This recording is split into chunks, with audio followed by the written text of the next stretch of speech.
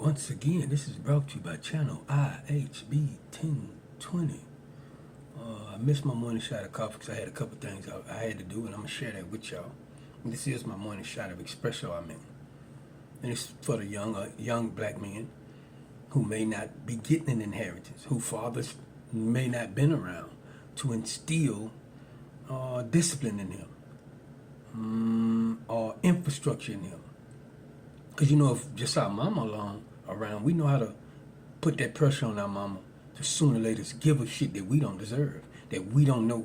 So we have, what I'm saying is that the young black men or people in the world that haven't learned, it ain't instilled in you certain ways that it can steer you away from maybe going to sell drugs or do things that can lead to prison. Because it's a lot of things that can lead to prison, a whole lot. But I'm learning, once I decided, hey man, I'm not selling on no drugs, that a lot of shit went haywire. And I know people that I talk to, I don't like talking to religious people because they always blame the devil for everything, or God. Oh, God is trying to test you. Yeah. Nah, I don't like hearing shit like that, because why would God? Come on, man. Anyway, but I want to share with y'all just the struggle, and if you might hear this and decide to take a similar route, you might know it's going to be a struggle. It's going to be a struggle. Making that adaptation from hustling, you might can work, but you got this hustle that really, your side money that's helping you through all the bullshit when your other play over here not hitting. And hustling, you're going to get some money hustling. Everybody know that. That's why I was trying to explain to somebody, it's amazing. If I was hustling, I know I could have several women that's giving me money. Because they know, nigga, you hustling, I'm going to see this money. But because I'm not hustling, bitches believing in this shit that I'm doing. Like, nigga, no. You know what I mean? And I also dropped a video talking about free falling. And when you falling off, how you going to, like falling from a building, you automatically reach out to people. Because you're trying to brace the fall. You're trying to prevent the fall. But something you're going to learn, young person, youngin', young nigga coming up, people that you done been there for, people that you done helped out when they was down, they gonna move out the way. I don't know what it is, they gonna move out the way. They gonna act like they don't know you. They gonna act like in fact, I've been told by several of them, I didn't make you do that. And you got to get it. You got to get it. It is what it is. But I'm also learning, go and fall. Because that's your opportunity to get a crown on your head that a lot of people don't have. Because if you fall to the bottom and come back up, maybe to the status that you had before you fall, or even higher than them, they're going to have to respect your motherfucking gangster. They're going to have to. Because when they moved out the way and saw you fall, they didn't expect you to get back up. A lot of people going to laugh at you while you falling. A lot of people that, I don't know, maybe you just stepped on, it don't even matter. Maybe people you didn't slid on, or curved, I don't know, bitches. They gonna just feel like, yeah, nigga got you. But when you come back up, they gonna have to respect your motherfucking gangster. So if you falling off, sometimes just, I don't know, if you can, just fuck it. I'm gonna get back up.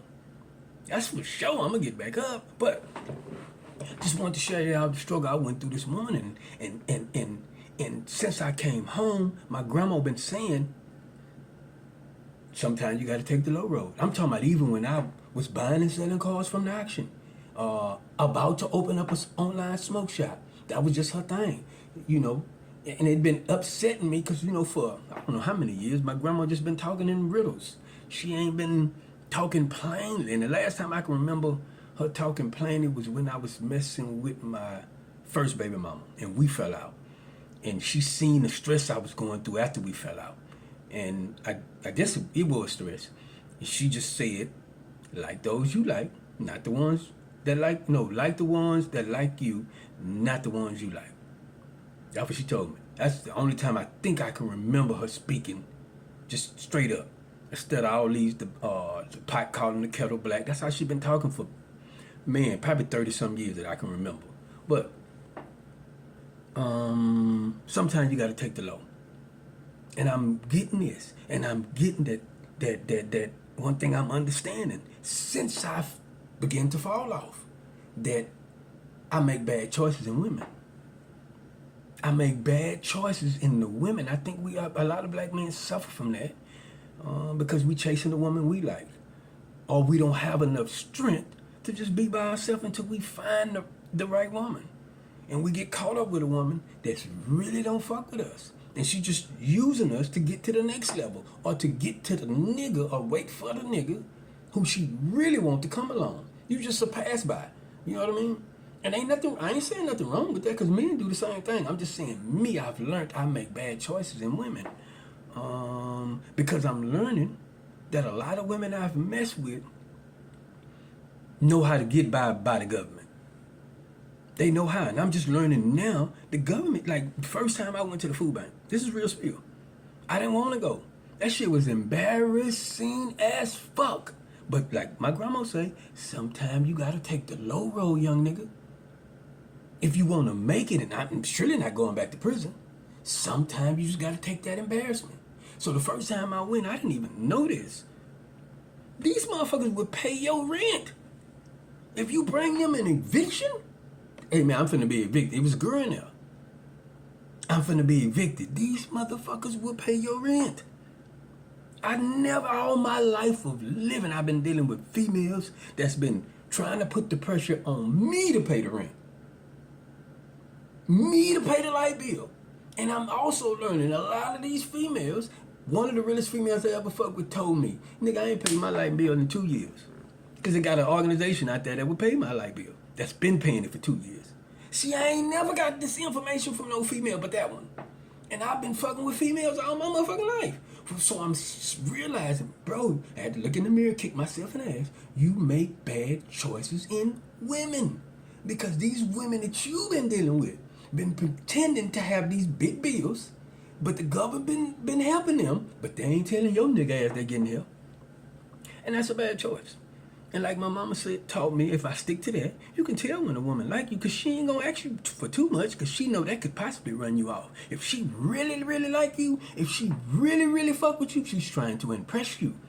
She's trying to get you to fuck with her, and the last thing she wants you to do, is run you off. That's a lot. And I guess I forgot that I pushed that to the side, but I'm learning bad choices in women I've been making. But also, I got too much pride to take the low road. But anyway, this morning, I forced myself to go to the food bank. I was getting ready to go back home.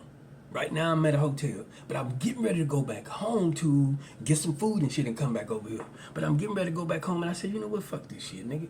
Fuck that. Go to the food bank. But as soon as I get there, as soon as I hit the corner, and I ain't gonna lie, I'm not talking to nobody. It's like it's all, let's say, Mexican place. Because most of the people there, I was the only, when I pulled up, I think I was the only black person there. And another black lady came behind me. Soon as I hit the corner, it's like they was waiting for me. It's like they knew I was coming. But a Mexican lady ran up on me and she said, what you here for? You know, like you walk in the store and they say, how may I help you? That's what she said, how may I help you? And it's like, that's a clear sign that they feeling like you don't belong here. So I told her I'm here for the food bank. And she led me to the, a calendar showing me the days of the food bank. Although it was already, she could have led me straight to the desk where the woman was and told me, okay, here, fill this out and yeah. But she led me to the calendar and pointed out the calendar, and I know why. I seen it, to purposely shoot the middle finger at me. She used her middle finger, and anybody got game, they know. She used her middle finger to point this shit out. And I just laughed. Usually before, if she would have called me, oh yeah, I'd have dropped some fire on her. But I just laughed. And then after that, she led me to the desk. And they told me, look, you got a little couple of minutes. I had like 15 minutes to fill this out because this is place for the clothes. And we'll help you. But I'm trying to show you is, in this struggle, in life, especially you young black man, you know, who might not have no father, that was around to instill certain disciplines in you. Like I got a homeboy that got cleaners and a liquor store, and he say one of his things is getting the money is easy. It's keeping it that's hard. And that is because we don't have the discipline that it takes to instill in a child when they're young, to discipline, start young, trying to teach them how to manage money. And without a father, we'll run out, especially a father maybe with the experience.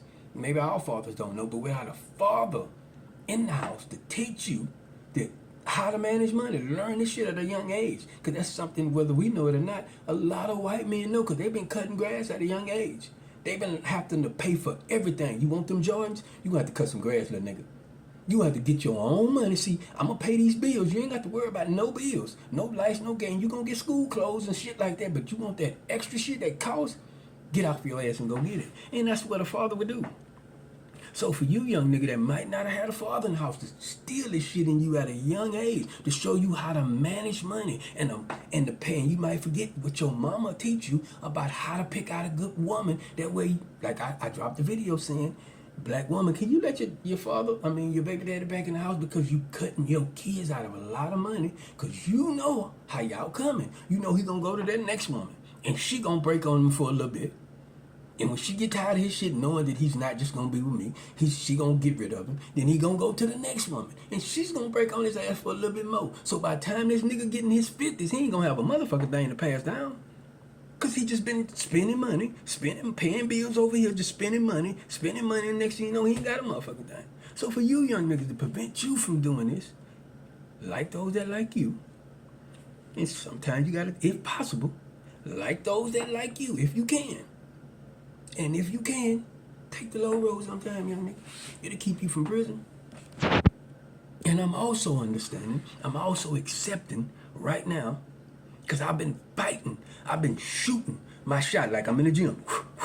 Shooting my shot, and my shot been off, and I've been like, what the fuck is going on?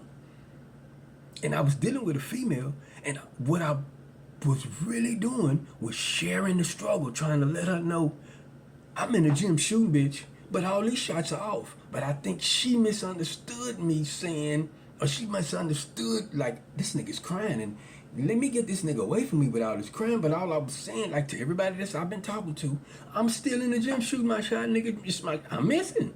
My shot is off. And I myself been trying to figure out, what the fuck? Why is my shot off? But right now, I'm at the point where I'm saying, you know what, man? You had a good 6-year run. You had a great 6-year run. If you know me, you know me. You had a great 6-year run.